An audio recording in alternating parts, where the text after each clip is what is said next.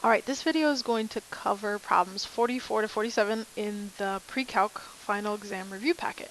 So the first question is asking us how many triangles A, B, and C are possible if we know that angle, that side, and that side.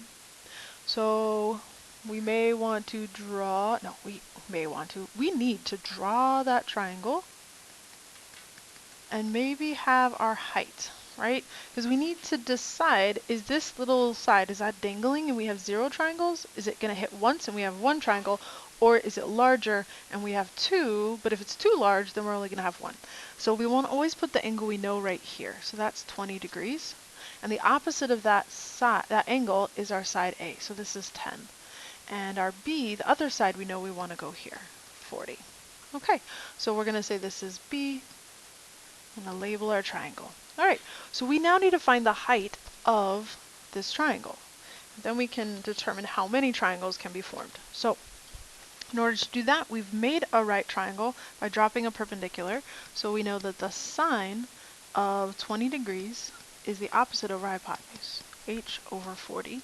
We multiply by 40, so 40 sine of 20 degrees is the height. So we're going to need our calculator for that.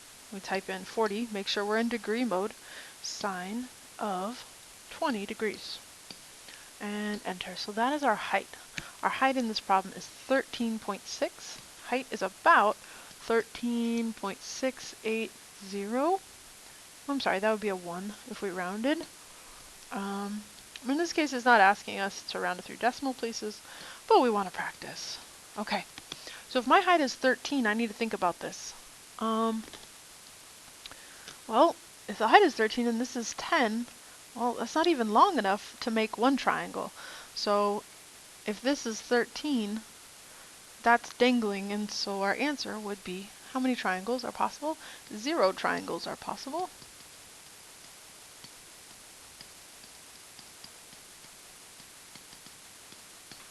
All right, that would be problem 44. Let's check problem 45. Down here I have the formulas, so it's very important that we're grabbing our formulas and using them when we need them.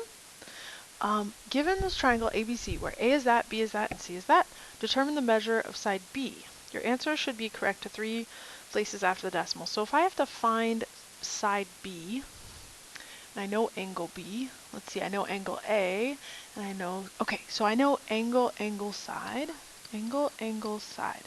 Is that something we can use law of sine for? Let's see, I think it's helpful to establish, oh, this one we need to use law of cosine.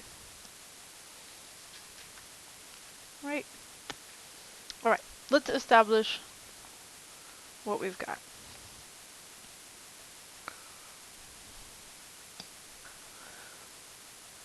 Okay, so if we draw the triangle out, sorry, I paused so I could draw it. If we know these two angles, well, by default, we know this third one because we know all of these angles have to add up to 180. So we could go 180 minus the sum of those two, 41 and 58. All right, so we get 99, right? If I take 180, 180, oh, that's one less than 100. That's pretty easy. Okay, we end up with 81. So we know by default the other angle is 81 degrees. But we're asked to find side B. But in order to find side B and to use the law of sine, in order to use the law of sine, I need to know an angle and the side opposite that angle. So we needed to find our angle C. So we could go sine C over C equals sine B over B and use that ratio to solve for B. So we know sine C would be sine of 81 degrees. We do that on our calculator over 19.7, and that's in centimeters. We want to keep track of that. And sine of angle B, 58, over side B. Okay, so we're just going to cross multiply. B times sine of 81 equals 19.7, 19.7 sine of 58, and then divide by sine of 81.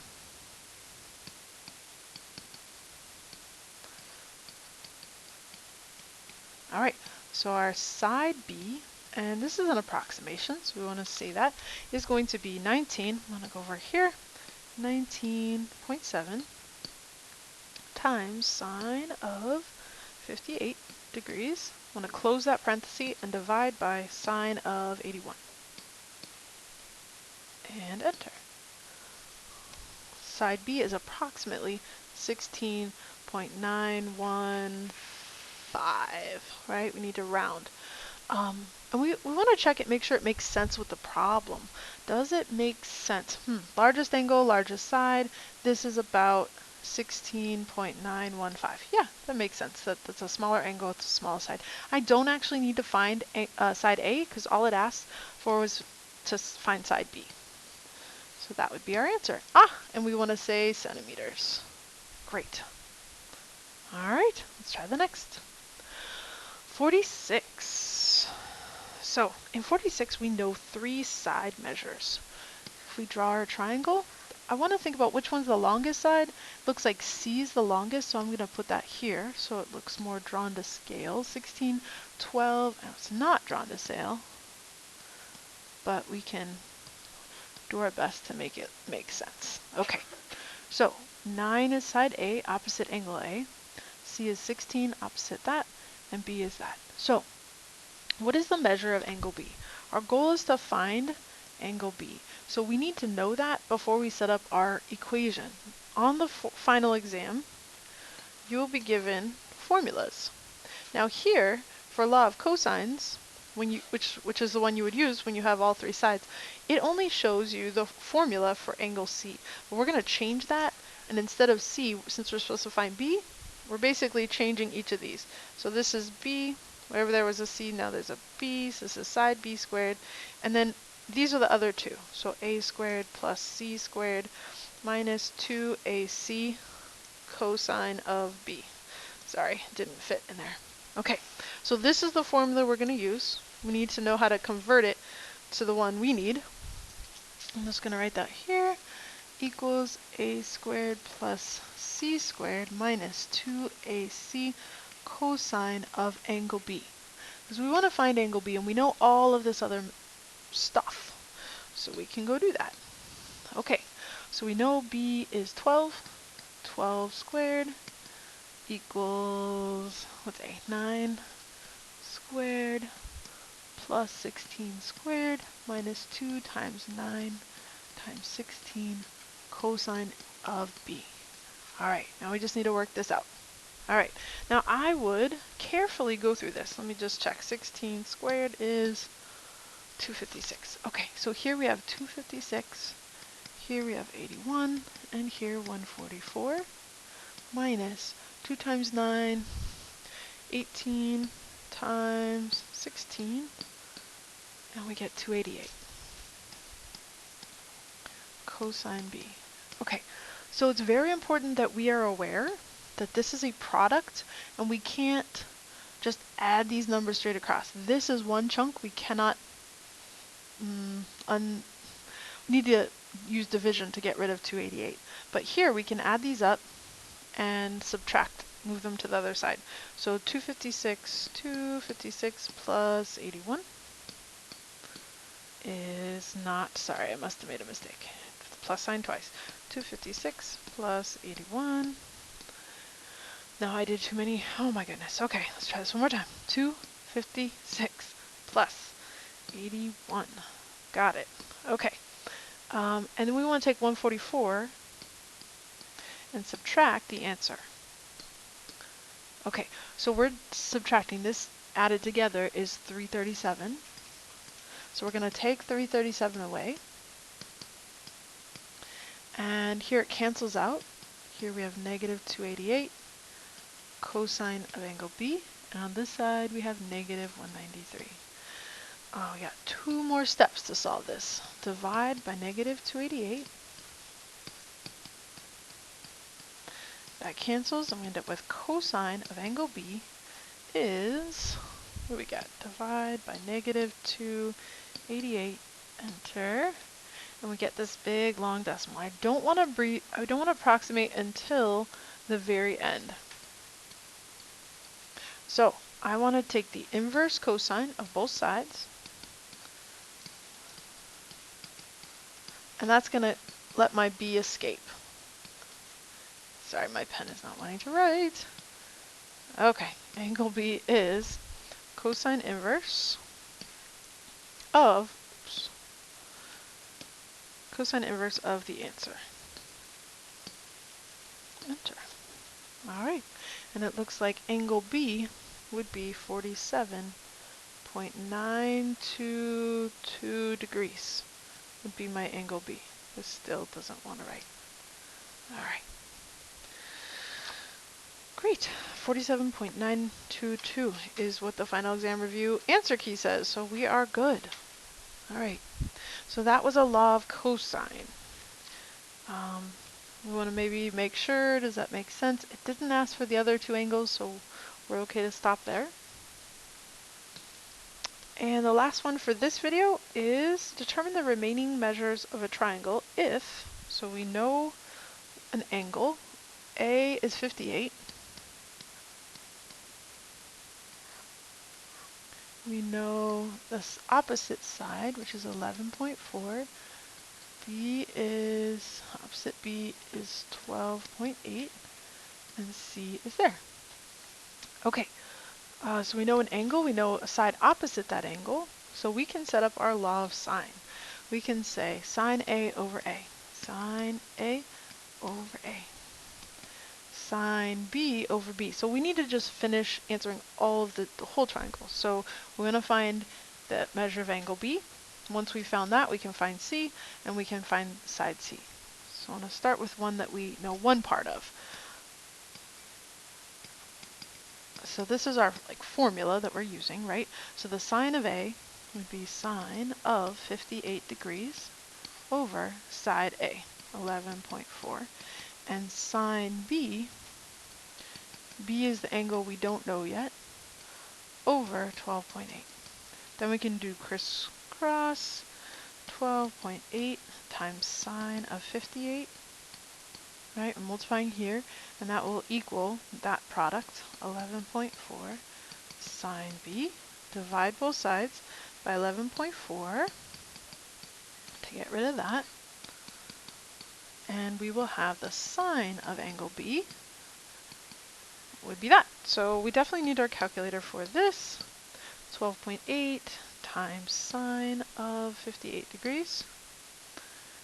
And divide that whole thing by 11.4. And hit enter.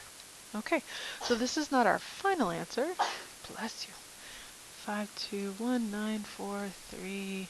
Okay, I'm not going to keep writing, but sine inverse of both sides to get that b out. Oh, to get that b out of there, and then our angle B would be second sine inverse of second answer. Let's close it off for good luck, and we get 72.212 degrees. Okay, so we knew the one angle is 58 degrees. Now we know this one is 72.212 degrees. So we can find this by default. So we go 180. C is going to be 180 degrees minus those other two that we know, 58 and minus 72.212. And we will find our answer for C. So 180 minus 72.212 minus 58. All right, so our other angle, C, is approximately, and I want to put approximate signs here because it isn't exact. C is about 49.788 degrees. So we found the two angles. We have one more side to find, right? So now that I know angle C, I can find side C. So we could just use the same proportion. So sine of 58.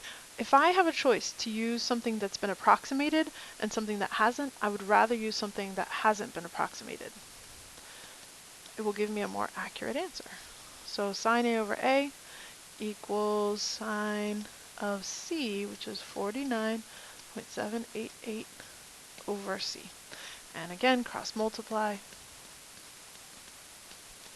49.788 divided by that. So I would say equals C times that, and then I divide both sides by sine of 58 degrees. And that will give me C. So 11.4 times sine of 49.788 divided by sine of 58. And that should be my answer. 10.265. So C, side C, is approximately 10.266. And do we have a unit measure? It doesn't say centimeters or anything, so I might just say units. Okay, so those are, oh, this says degree. I made that kind of large. Let's make it look like a little c. Little c. Okay, so that would be problem 47. That's all I was going to cover in this video. I hope this was helpful. Thanks for watching.